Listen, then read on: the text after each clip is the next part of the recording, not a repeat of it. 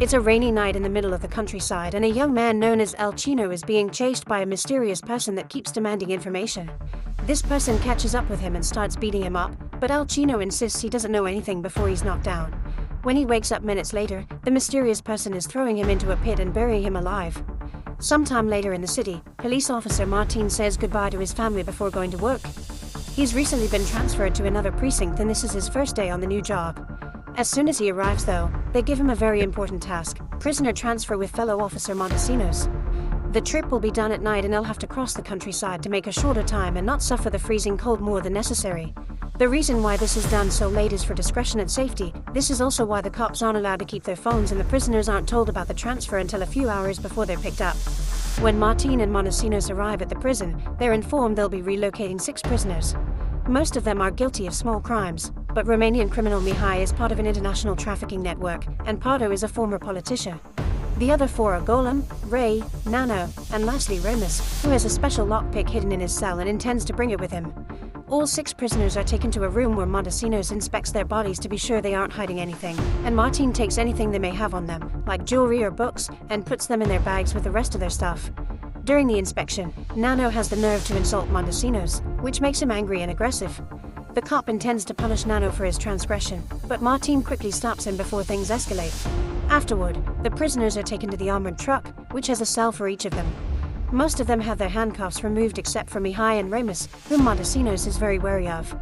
Before leaving, Montesinos also has a talk with Martín, asking him to be less of a stickler for the rules, but Martín refuses because rules are the only way to maintain order. For the duration of the trip, Martín will be the one driving the truck while Montesinos travels in the back with the prisoners. There's a camera in that area that tells Martín what's going on back there, and of course both officers have their walkie-talkies. Ahead of them, a police car with 2 more officers escorts the truck. Near the woods area, the mysterious person knows the cops are coming, so he puts a spike strip in the middle of the road to stop them.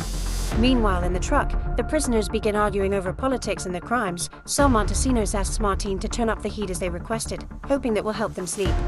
As the mysterious person drives past them and gets ahead, Remus asks permission to go to the toilet, so Montesinos takes him there and temporarily removes his handcuffs. This allows Remus to recover his lockpicking tools, which he had hidden in his rear. The further they go into the woods road, the thicker the fog becomes, and Martín loses sight of the police car. The officers don't answer their walkie-talkies either, and right as Martín begins wondering what's going on, the truck reaches the spike strip, being forced to stop. The prisoners begin theorizing about what happened, thinking this may be Mihai's powerful friends coming to the rescue. Martín can see the police car among the trees, but the officers still won't answer, so Montesinos decides to come out to investigate. Once he's gone, Mihai clarifies this isn't his people, and Remus begins working on unlocking his handcuffs and the door with his tools while he discusses with the others a possible escape plan. A few moments pass and Montesinos doesn't answer his walkie-talkie either, causing Martín to decide to come out to investigate too. With his gun out, he walks down the road and finds an unconscious Montesinos on the ground. At that moment, the mysterious person begins shooting at him from his hiding spot among the trees, so Martín takes Montesinos' keys and runs to take cover next to the police car. The car is on its side, both officers are dead, and when a stray bullet hits the hood, it leaves Martín deaf and disorientated for a few minutes. He tries to shoot back, but it only ends with Martín wasting all his bullets, so he runs back to the truck, giving the mysterious person the chance to hit him on his thigh. Martín enters the truck cabin and tries to contact headquarters to no avail.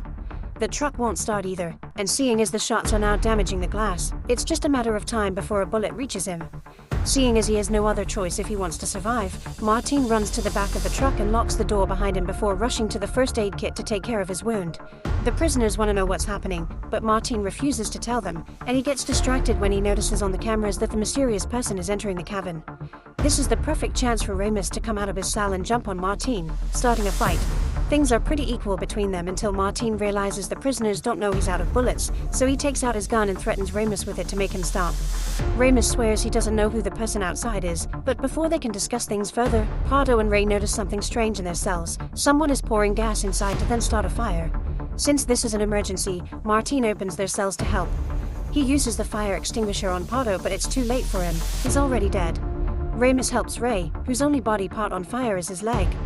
Once they put it out, together they free the rest of the prisoners, and the group approaches Martín, who is only managing to keep them back thanks to his gun. The tense moment is interrupted when Martin's walkie-talkie comes to life with the mysterious person's voice explaining a few things. He says the only key that will open the back door of the truck is in Martin's possession, and that he only wants them to open the door, not caring about what they'll do afterward. Before hanging up, he also mentions Martín is out of bullets. Martín tries to tell the prisoners that they can't trust this guy, but it's pointless. The group jumps on him to try to take the key. As he defends himself, Martín drops the key on the floor and runs towards the other end of the truck to keep the prisoners' attention on him. However, Mihai and Nano see the keys fall and Mihai gets to them first, causing Nano to pick up the fire extinguisher and beat him to death with it after stealing the keys from him. The rest of the group comes to calm him down and ask for the keys, and their argument is interrupted when the walkie-talkie comes to life again.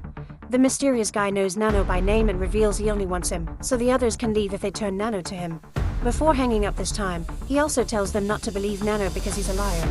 Nano proceeds to explain the voice as Miguel, a former corrupt cop that is accusing him of something he didn't do. The other prisoners don't care though, they just want to escape, and when Miguel speaks again through the walkie-talkie, it's to mention he's killed El Chino. Hearing that his friend is dead and seeing as the others want to turn him in, Nano goes crazy and another fight begins, which ends with Nano swallowing the key so nobody can take him to Miguel. While Martín is knocked up by the prisoners, Miguel changes the tires of the truck before going back to his car to have a warm drink and pick up some tools. Back to the truck, Martín wakes up to discover he's been locked up with Nano by using a handcuff on the door. The two dead bodies are being put inside their cells, and Miguel has used his tools to shut down the heater and the lights, so they're left with only the emergency bulbs and a freezing chill. As the prisoners open the storage compartment to get their bags back, Miguel hotwires the truck and begins driving away. He also opens communications again through the walkie-talkie, so Remus tries to negotiate, explaining what happened to the key. However, Miguel forbids them to kill and open Nano to recover the key because he needs him alive, so the prisoners will have to find some other way to escape. Tired of this, Nano tears off the security camera's wires, then swears to Martín that he didn't do anything, he's just scared. He also starts crying as he explains El Chino was like a brother to him.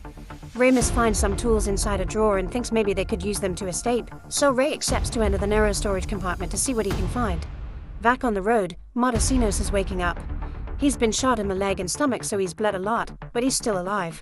As he investigates the area and finds the dead officers, he uses his walkie-talkie to try to contact headquarters and ask for help.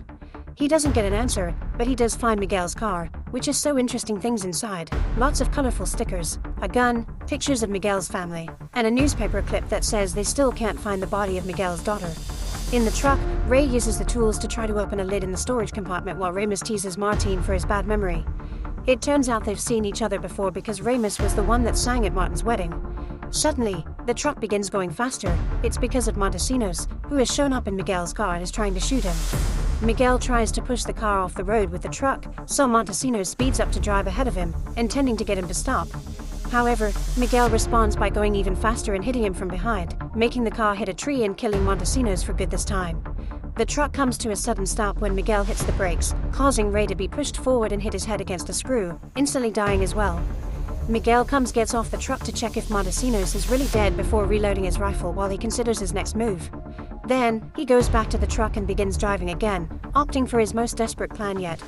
Remus tries to talk to him through the walkie-talkie and at first, Miguel ignores him, but eventually he gives in and responds by saying the sun is rising, so this is Nano's last chance to confess. Nano still claims not to know what he's talking about, so Miguel hangs up, ignoring Martin's questions. A few moments later, they arrive at a frozen lake. Miguel stops the truck in the middle of it and shoots a few holes around the vehicle before walking away to wait for the inevitable. The ice cracks and breaks, causing the truck to slowly begin sinking. Water starts flooding the inside of the truck, so Martín plays his last card. He confesses there's an emergency exit. He only didn't mention it before because he thought they were safer inside the truck. He'll tell them the location if they free him, so Remus takes out his lockpick to work on the handcuffs. A sudden movement from the truck makes him drop the tool in the water, so Golem volunteers to swim down and recover it.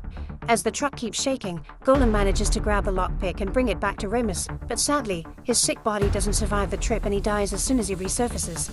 Remus manages to free the others right before the truck finally sinks and Martín points at the fake panel that hides the emergency exit. Nano wastes no time and escapes, but Remus is clinging to Golem's body, so Martín must drag him out with him before he drowns. It's easy for Nano to reach the surface and he immediately runs away, unaware that Miguel has seen him and is going after him. Remus also comes out easily, but Martín is having trouble climbing onto the ice. Luckily for him, Remus returns the favor and drags him out of the water before giving him CPR. Such an act of kindness inspires Martín not to try to arrest Remus. Instead, he wishes him luck and shakes his hand. Afterward, Martín follows the sound of a rifle being fired to find an abandoned building. There, he sees Miguel at a window shooting at Nano, who is hiding behind a wall. Martín enters the room Miguel is in and asks him to surrender, which prompts Miguel to admit he will do so after he achieves justice. The truth is that months ago, during a festival, Nano and El Chino slipped some alcohol into Miguel's 13-year-old daughter's drink.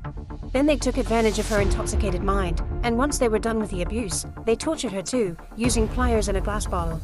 She was still alive when they tied her to a car they stole that same night to drag her through the ground for hours, and yet, the police still hasn't found the body, only Nano knows where it is. The investigation was pointless too, because there wasn't enough proof to send the boys to jail, which has taught Miguel that the legal system doesn't work. The reason why he knows all the details is that El Chino confessed everything before Miguel killed him. Now, he only wants to know where the body is so he can take it to his hometown and give it a proper burial. Nano notices Miguel is distracted, so he tries to run away, causing Miguel to shoot and hit him on the leg. The rifle quickly runs out of bullets though, so while Miguel reloads, Martín takes the chance to jump on him to try to stop him. Both men begin beating each other up and Martín uses a glass shard he finds on the floor to stab Miguel's hand, giving him an opening to pick up the rifle.